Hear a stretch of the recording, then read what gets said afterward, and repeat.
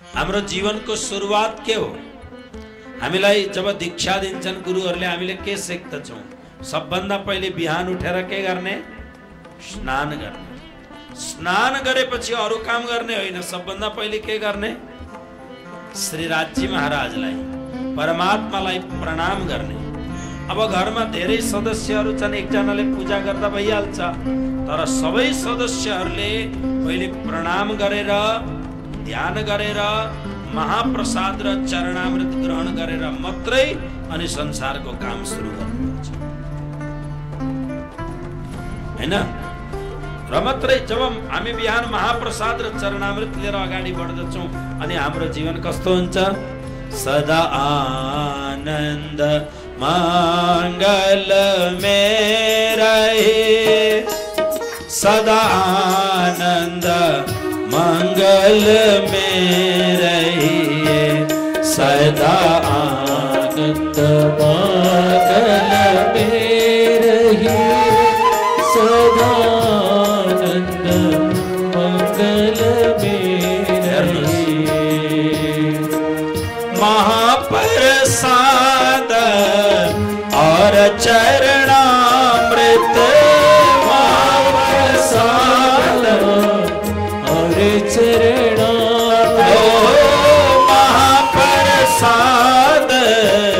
और चरणामृत,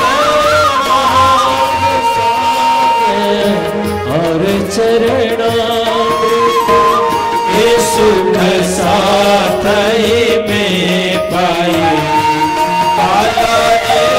सुख साथ ही पाए, सदा आनंद मंगल में रहिए, सदा आनंद मंगल में रहिए, सदा आनंद मंगल में रहिए, सदा आनंद मंगल में।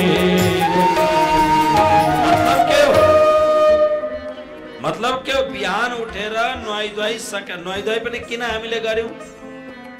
भान्साघरमा जान त नुहाउन पर्दैन, दोकानमा जान त नुहाउन पर्दैन, तर नुहाउन यस कारणले पर्यो हामीले पूजामा जानु छ, मन्दिरमा जानु छ, प्रणाम गर्नु छ, त्यहाँ शुद्ध भएर मात्रै जानुपर्छ। नुहाउने काम पनि किन गर्छौँ हामी भन्दा मन्दिरमा दोकानमा जानलाई नुहाउनु पर्छ। कृष्ण कन्हैया लाल की। तर बिहान उठेर सबभन्दा पहिले हामी परमात्माको चरणमा जानेवाला छौँ। त्यो परमात्माको चरणमा जानका लागि योग्य हुनु पर्यो। योग्य कसरी हुन्छ भन्दा शुद्ध भएर। शुद्ध के गरेर हुने भन्दा कम से कम शरीरलाई शुद्ध बनाउनका लागि नुहाउनु त पर्यो, त्यो पनि परमात्माका लागि। वृन्दावन धाममा गोपीहरूलाई सोध्दछन्, गोपी हो तिमीहरू कसका लागि यो सबै गर्छौ भन्दा उनीहरू हर कार्य परमात्माको लागि।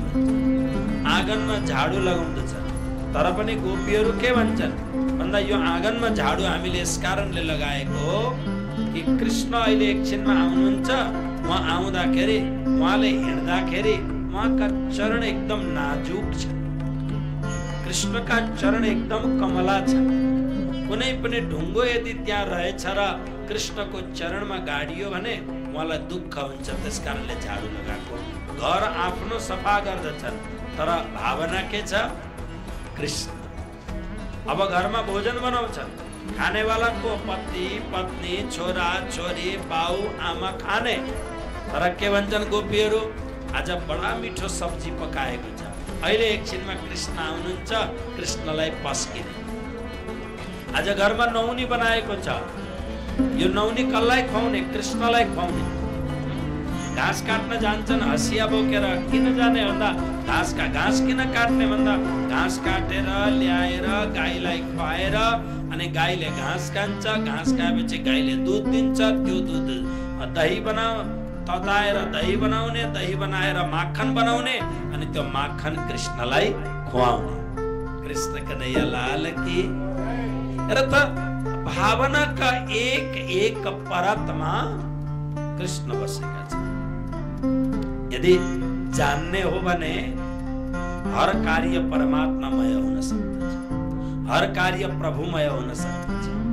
तर यो बेसिक हाम्रो एउटा नियम हुन्छ कि हामी बिहान उठेर महाप्रसाद चरणामृत पान गरेर अनि जसलाई पूजा गर्नु छ उसले पूजा गर्छ, जो कर्ममा जानु छ उ जान्छ। यो हुँदा के हुन्छ भन्दा सदा आनन्द मङ्गलमै रही